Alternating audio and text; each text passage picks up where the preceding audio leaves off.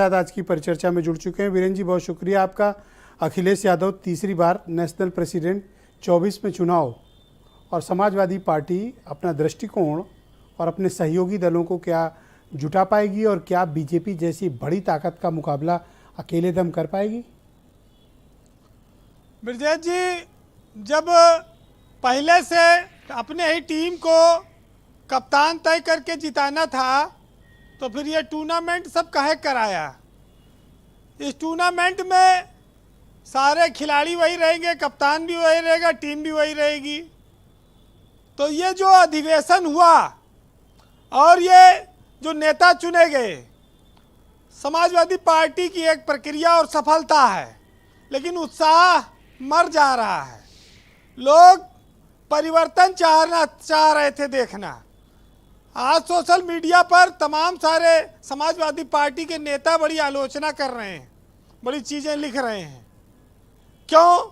क्योंकि समाजवादी पार्टी का एक आंदोलन का नाम रही है। उसका इतिहास जेल भरो आंदोलन था, उसका हल्ला बोल उसका इतिहास था। वो सड़क पर उतरने वाली पार्टी थी। अब जब सारा मैच फिक्स है तो फिर टूर्नामेंट की ट्रॉफी जिसको चाहे दे दो। वैसे अखिलेश यादव एक नौजवान नेता हैं, वो पार्टी को बहुत लंबे समय तक साथ लेकर चलेंगे। वो मुख्यमंत्री रहे 5 साल, उनके पास प्रशासनिक अनुभव भी अच्छा है। लेकिन जब पार्टी की कमान आई उनके हाथ में और उसके बाद से विधानसभा चुनाव हुए, पार्टी हार गई, कार्यकर्ता निराश हुए। लेकिन लोगों ने सोचा था कि कुछ परिवर्तन होगा। अब ये दूसरा आप कह सकते हैं कि झटका उनको लगा है। आज अखिलेश यादव लंबे समय तक पार्टी चलाने में सक्षम हैं, उनको राष्ट्रीय अध्यक्ष रहना चाहिए। लेकिन बीजेपी जैसी पार्टी 2-2, 3-3 साल पर अपने प्रदेश अध्यक्ष बदलती है, कांग्रेस बदलती है। समाजवादी पार्टी को भी नेताओं की कोई कमी नहीं है, वो चाहते तो कुछ परिवर्तन कर सकते थे। क्यों नहीं किया गया? आप देख लीजिए, एक लंबी लाइन है।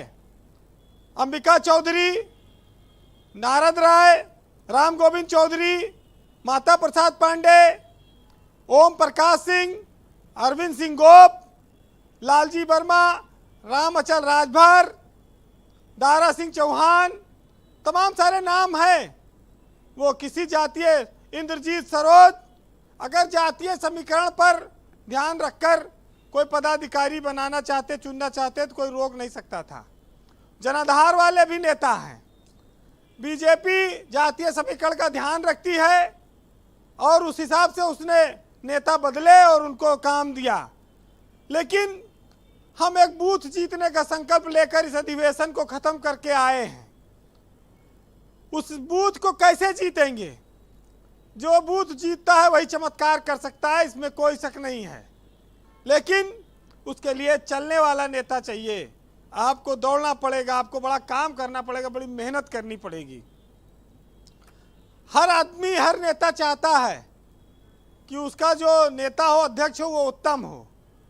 तो नरेश उत्तम को तो अखिलेश जी ने उत्तम समझकर चुना है, लेकिन अब उनके कंधों पर बहुत बड़ी जिम्मेदारी भी है।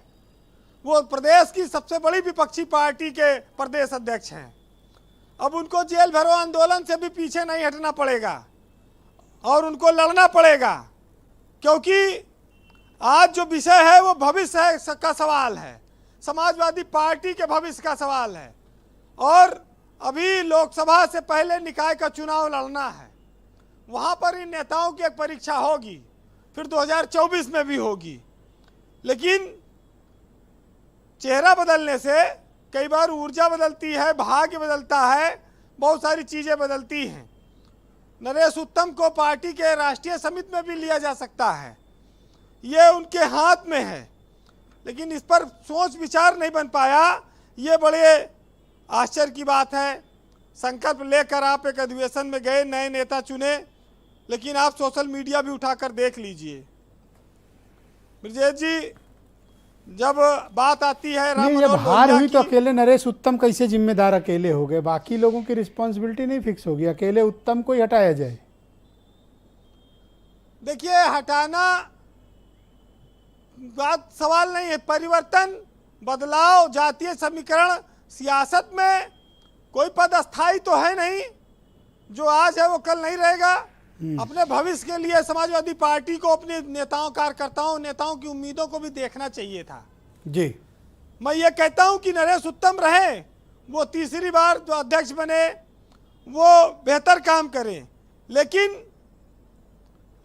जब दोबारा शादी के लिए कार्ड भेजे हो और दुल्हन वही ला के खड़ी कर दोगे, अरे भाई जब दुल्हन वही रहेगी तो 2 बार 3 बार शादी करने क्या मतलब है?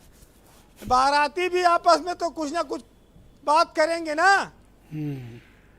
लोहिया जी की बात करते हैं कि तवे पे रोटी रखी है उसको उल्टे पुल्टे रहो, नहीं तो जो है रोटी जल जाएगी, खराब हो जाएगी।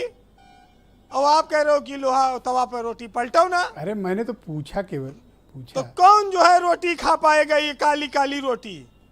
असल में सब लोग नरेश के पीछे पड़ गए ना, तुम्हें समझ नहीं पाया क्या कारण है, अकेले वही गरीब क्यों फंस रहा है? नहीं, मैं उत्तम जी को ये नहीं कहता हूं कि वो, ये पार्टी ने चयन किया है, पार्टी की जो भी विचारधारा सोच हो, लेकिन कार्यकर्ता जो लिख रहे हैं सोशल मीडिया पर, और कार्यकर्ताओं की भावनाओं का भी सम्मान होना चाहिए। सियासत में निर्णय लिए जाते हैं, बहुत सारे निर्णय की आलोचना होती है, बहुत सारे निर्णय पर लोग स्वागत करते हैं। जी वीरेंद्र जी, लेकिन भविष्य को देखकर निर्णय लेने वाले लोग ज्यादा कामयाब होते हैं। समाजवादी पार्टी ने अध्यक्ष बना दिया, लेकिन अब चलाए अभियान, बूथ बूथ तक चलाए, बीजेपी से टक्कर ले, और जो कमेटी आगे आए उसमें दिखे कि सभी जातियों का प्रतिनिधित्व वहां हो रहा है। कहते हैं कि टूटे पत्तों से चरागों को हवा देते हैं, ये वही लोग हैं जो मुर्दों को दवा देते हैं। वैसे तो कहा गया है कि खुदा उस एहसास का नाम है कि जो रहे सामने और दिखाई न दे, लेकिन रहनुमाओं के लिए तमाम बातें कही गई हैं। हर दल में अपने अपने रहनुमा हैं। एक साहित्यकार ने लिखा है, सुनिएगा, कि ये जो सहतीर है पलकों पे उठा लो यारो, अब तो कोई ऐसा तरीका भी निकालो यारो, और दर्द दिल वक्त को पैगाम भी पहुंचाएगा, इस कबूतर को जरा प्यार से पालो यारो। और आज सीवन को उधेड़ो तो जरा देखेंगे, आज संदूक से वो खत तो निकालो यारो, और रहनुमाओं की अदाओं पर फिदा है ये दुनिया, इस बहकती हुई दुनिया को संभालो यारो। बहुत शुक्रिया वीरेंद्र जी।